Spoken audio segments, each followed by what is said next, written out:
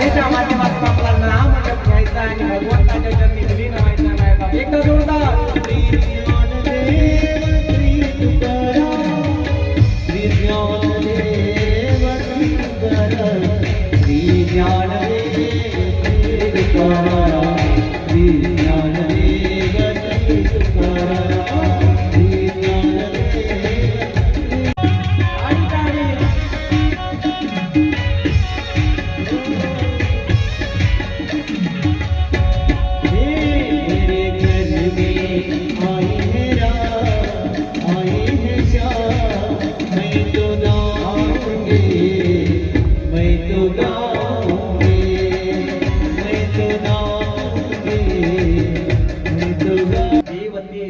देवते संत ज्ञानोबा तुकोबा जरी म्हटलं तर भवरोग दूर होतात एवढं त्या शक्ती आहे त्या नामामध्ये, चिंतनामध्ये येईल. आपण तुम्हाला एक थोडक्यात सांगतो, ज्ञानोबा आणि तुकोबा यांच्यामध्ये थोडासा फरक आहे.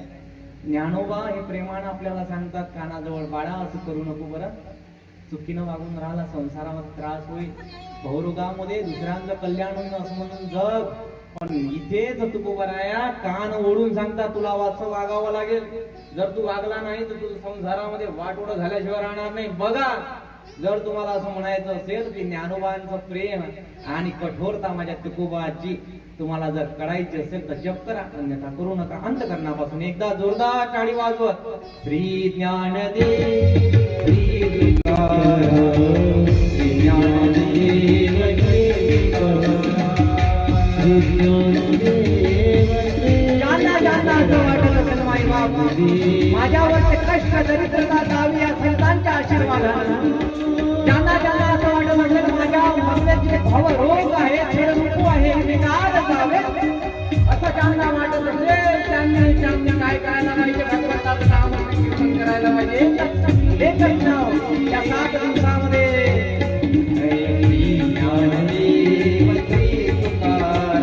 तुकाराम आणि ज्ञानोबाचं नाव का घ्यावं लागतं? काय ताकद आहे तुकाराम आणि ज्ञानोबामध्ये? ऐकायचं तुम्हाला सर्वांना? ऐकत आहात सर्वजण? सांगायचं तात्विक अर्थ एवढाच, तुकाराम महाराजांचा तो गाथा आहे, तो समन्वय दर्शक आहे.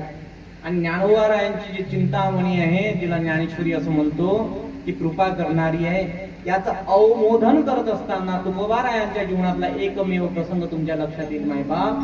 तुकाराम महाराजांना असंख्य प्रकारचे कष्ट झाले. जीवन जगत असताना मनुष्याला चांगल्या कामामध्ये हात घातल्यानंतर वाईट वृत्तींच्या लोकांना समोर जावं लागत असतं. याच्यात काही मोठी गोष्ट नाही. चांगल्या स्त्रियांना त्रास होतोच, वाईटांना त्रास होणार नाही. मी तर भाग्यवान म्हणे बुवा, मी म्हणेन या जगाच्या पाठीवर सर्वात भाग्यवान स्त्री कोणाला भेटत असेल तर कोणाला भेटते सांगा बरं? सर्वात चांगली बायको कोणाला भेटते जगाच्या? भेटते सांगा? शास्त्राची गोष्ट सांगून राहिलो तुकाराम महाराजांच्या. तुम्ही म्हणाल शिक्षकांना, तुम्ही म्हणाल चित्रकाराला, तुम्ही म्हणाल मास्तरला, तुम्ही म्हणाल डॉक्टरला, तुम्ही म्हणाल वकीलला. नाही नाही नाही नाही नाही, हे तर नाम मात्र आहे माय बाप. जर कोणाला जर बायको चांगली मिळत असेल तर व्यक्ती माणूस जो दारुरा असतो ना, पिणारा, खाणारा, राहणारा, मारणारा, झोडणारा, त्याची बायको म्हणजे अति उत्तम असते. लक्षात मी काय सांगून राहिलो? दारू पिणाऱ्याच्या बायको सारखी बायको नाही. जगाच्या वाटेवर दिवस रात्र मारते, पण रात्रीच्या वेळेस ते थंडगार पाणी हातामध्ये घेऊन त्याच्याजवळ जाते, पाय चेपलेत त्याची, तिची इच्छा कधी होत नाही या बोकड्याचा कधी गळा दाबला पाहिजे म्हणून. असा मनात विचार तिच्या मनामध्ये येत नाही. जगाच्या पाठीवर जर अतिउत्तम स्त्री कोणाला भेटली असेल ते बेवड्या व्यक्तीला आहे, व्यसनी व्यक्तीला आहे. सांगायचं तात्पर्य एवढंच, महाराज चांगल्या गोष्टीमध्ये वाईटाचं साम्राज्य येत असते आणि याला कलियुग असं म्हणतात. हे युग म्हणजे कलीचं युग आहे. आणि या कलियुगामध्ये भगवंत जन्माला आले, ज्ञानोबा राया आले, तुकोबा राया आले. यांना त्रास झाला नसले कशावरून माय बाप? यांना त्रास झाला, तुकोबारांना त्रास झाला. त्या त्रासातून महिमिती निर्माण झाली आणि गाथा आपल्या समोर आली. ज्ञानेश्वरांना त्रास झाला आणि यांची महिमिती कळावी म्हणून जगाच्या समर्थाऊ रूपामध्ये ज्ञानेश्वरी आली. त्यांनी आपल्याला एवढा त्रास होण्या जनता जनार्दनाचं सुखरूप व्हावं, संतांचा महानुभावांचा आशीर्वाद त्यांच्या पाठीशी लागावा, यांचं भलं व्हावं, यांचं कल्याण व्हावं. मरेपर्यंत यांनी माझं नाव घेतलं नाही तरी चालेल, पण यांना साधक वृत्तीतून हा मार्ग सुलभ सुफल व्हावा याकरिता संतांचा अवतरण. तुकोबारायांचा जन्म व्हावा आणि जन्म झाल्यानंतर मायबाप तुकोबारायांचं साम्राज्य वाढायला लागलं. पण चांगल्या लोकांना वाईटांचे वृत्तींचा त्रास होत असतो. मी बोलून गेलो हे शब्द. वाईट लोकांचं साम्राज्य वाढायला लागलं, कारण की हा कली आहे. आणि या कलियुगामध्ये जर विचार पाहिला तर कलियुगाची माहिती अशी आहे की चांगल्या माणसालाच या जगामध्ये त्रास आहे. वाईट तुकाराम महाराजांची महती गावोगावी वाढायला लागली. ज्ञानोबा आणि तुकाराम हा शब्द मुखातून का काढावा लागतो? सांगायचं तात्पर्य एवढं, ज्ञानोबा तुकाराम हा शब्द मुखातून का काढावा लागतो? काय कारण आहे? का घ्यावा लागतो ज्ञानोबा तुकाराम?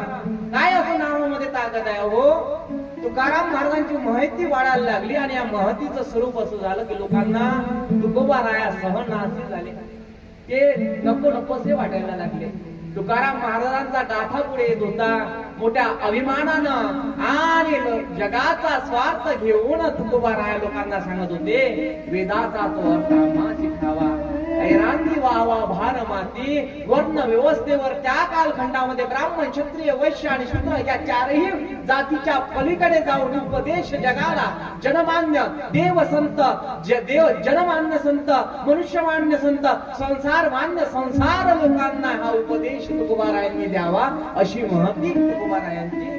तुकाराम महाराज पाहता पाहता त्यांची कीर्ती गावोगावी व्हायला लागली आणि अशा परिस्थितीमध्ये मायबाप प्रसंग असा झाला, त्यांच्याच गावामधला जो शास्त्री आहे त्याचं नाव रामेश्वर आहे. काय नाव आहे?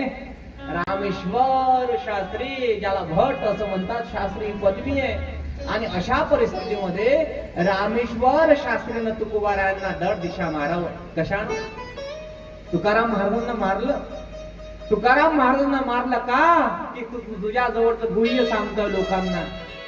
आमची दुकानं बंद होतील तू खरं सांगतील तर. तू वर्ण व्यवस्थेवर टीका टिप्पण्या करून राहिला, कारण की बुद्धीमधून वास निघाला. तोंडामधून कोण निघाला असेल तर ब्राह्मण निघाला असेल. बाहूमधून कोण निघाला असेल तर क्षत्रिय निघाला असेल. अरे कमरीमधून कोण निघाला असेल तो क्षत्रिय निघाला असेल. आणि पायातून जो कोणी निघाला असेल त्याला शूद्र म्हणता येईल. अशी वर्ण व्यवस्थेची कार्यभारणी महापुरुषांच्या अंगामधून अशी त्याची रूपक सांगितली. आणि सांगत असताना वर्ण व्यवस्थेमधले तळागाळाच्या लोकांना सांगत होते तुकोबाराया की ही वर्ण व्यवस्था मानू नका गड्यो. सकाळांना इथे अधिकार आहे. का? कारण की आपण एकाच मालकाचे पुत्र आहोत, एकाच वंशापासून आपण निर्माण झालेलो आहोत. म्हणून काळजी करू नका. एक सावध करा, भगवंताचं नाव घ्या. कोणाचं? ज्ञानेश्वराचं नाव घ्या. एवढं ते सांगायचे. विठ्ठलाचं नाव घ्या, ज्ञानोबाचं नाव घ्या, असे ते सांगत होते. आणि हे सांगत असताना रामेश्वर भट्टांच्या काळावर कीर्ती जावी शास्त्रीच्या. आणि तुकोबारायांना मारण्यात आलं.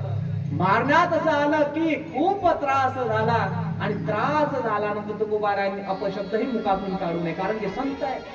लोकांचं कल्याण हा मनामध्ये भेद आहे त्यांच्या मनामध्ये.